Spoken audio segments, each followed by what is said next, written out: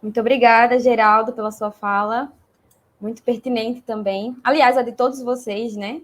Temáticas muito pertinentes. Nós temos aqui algumas perguntas no chat. Eu vou fazer duas delas para ti, depois a gente deixa as que restarem para o momento do debate, para revezar com os outros palestrantes.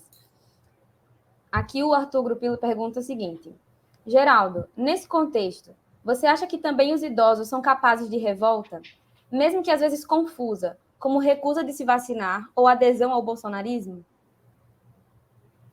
Sim, sim, eu acredito que, inclusive, o bolsonarismo ele tem uma face que é justamente uma face de apelo àquilo que eles consideram sempre um passado glorioso.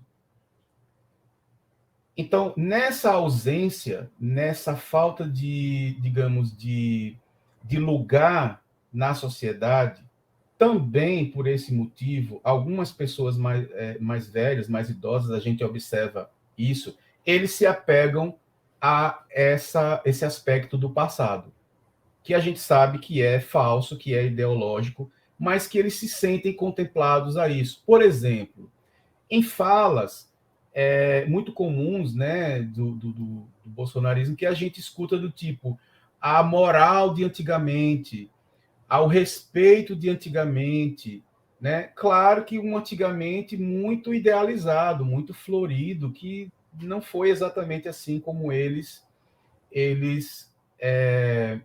colocam, mas que pessoalmente, do ponto de vista subjetivo, algumas dessas pessoas têm, de fato, uma boa lembrança do passado, uma boa referência do passado.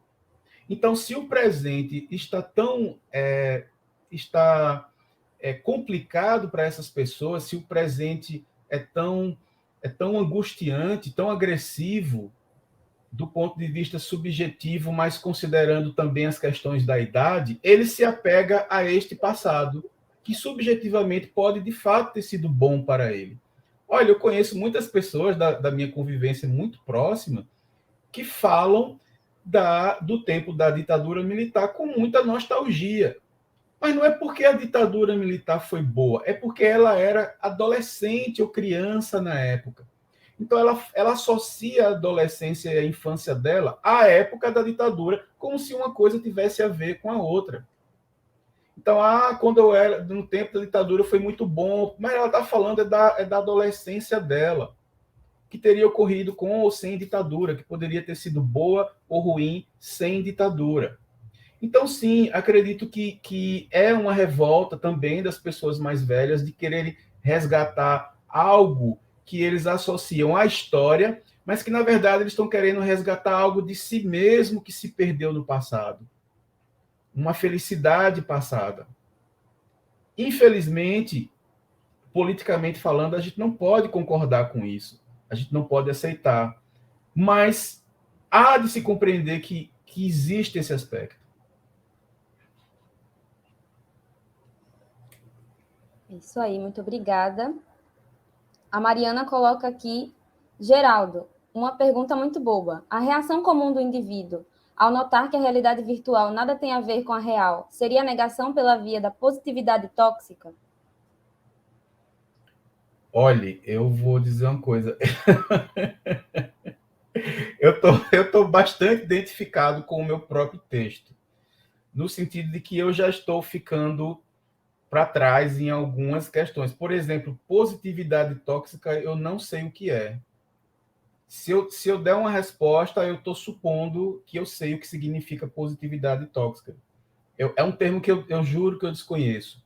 Eu até escuto falar de não sei o que lá tóxico, amizade tóxica, mas positividade tóxica eu não sei o que é, né? Então eu me sinto inapto em responder essa pergunta porque eu não sei o que significa positividade tóxica. É a minha face da minha obsolescência. A Noelane que colocou, Geraldo, resumindo, o capitalismo gera tudo isso? Ele ele promove, ele se aproveita, o que gera é a sociedade. A gente tem que entender que não existe capitalismo sem sociedade, porque existiram sociedades sem capitalismo, né? Então, não é o capitalismo que gera sozinha essas questões que eu tratei no meu texto. Mas, com certeza, o capitalismo é um sistema econômico, é um sistema de produção que tenta tirar proveito de tudo. Se ele percebe que é mais rentável você estimular a juventude, então vamos estimular a juventude, os aspectos da juventude, em detrimento da velhice. E nada como falar da juventude do que atacar a velhice. Parece que quanto mais a gente ataca a maturidade e a velhice, mais a gente enaltece a juventude. Então ele tira proveito capital disso. Ele tira dinheiro disso. Olha, vou dar um exemplo aqui muito pessoal e aparentemente muito bobo. Quando eu era criança, eu enxergava meus pais e as pessoas mais ou menos da mesma idade dos meus pais, com aqueles olhos de que estou doido para chegar naquela idade, porque é naquela idade que eu vou poder sair, que eu vou poder ir para as festas, que eu vou poder me divertir. Hoje em dia, os jovens não precisam mais esperar isso. Hoje em dia, é os jovens que saem para sair e os mais velhos que ficam em casa. Porque os próprios espaços, eles já estão sendo construídos de forma geral, é o tipo de música, é o tipo de roupa, é o tipo, enfim, todo o clima, ele exclui as pessoas mais velhas. Elas se sentem excluídas nesses espaços. Então, o capitalismo se aproveita disso. Se a gente pode tirar mais dinheiro de quem absorve os nossos produtos de forma mais irrefletida, de forma mais fácil, então é aqui que a gente vai investir. Então, eles não investem nos mais velhos. Eles investem, claro, mas de outras formas. Certo? Entendi. Para a gente fechar aqui, uma pergunta para o Geraldo, que veio do Antunes. Cadê? Deixa eu ver aqui. É possível encontrar também na educação responsabilidades para a invisibilização por parte dos jovens para com a história e a velhice? Ótima comunicação, obrigada. Essa é para o Geraldo. Muito obrigado, Antunes. E encontrar na educação essa estabilidade, sim, principalmente como a gente compreende o que seja educação. A educação vista de forma mais geral, a educação da sociedade pela sociedade, e não somente pela escola ou pela universidade. O que eu quero dizer é justamente que o sujeito individualmente falando, ele é muito pequeno frente à pressão social que a gente vive. O capitalismo é uma força muito grande perto do indivíduo, né? A fala do colega David é muito nesse sentido, de que a gente sofre uma pressão para corresponder a certas coisas devido a um vazio que o tipo de sociedade que a gente vive nos coloca, e o próprio capitalismo tenta resolver isso, né, para você ainda ser um ser produtivo com pequenas coisas, pequenos objetos, objetos tecnológicos, com pequenos gestos, com imitações, para que você, de fato, não chegue a explodir, a morrer, a ficar totalmente em depressão, ou seja, um ser ainda aproveitável ao sistema. Então, a educação, de forma geral, sim, ela precisa encarar certas questões, ela precisa ver seus aspectos humanos de outra forma. Encarar que é possível falar da passagem do tempo. Nós temos implicações na história, inclusive, com relação a isso, os modelos de historiografia que nós temos em alguns países.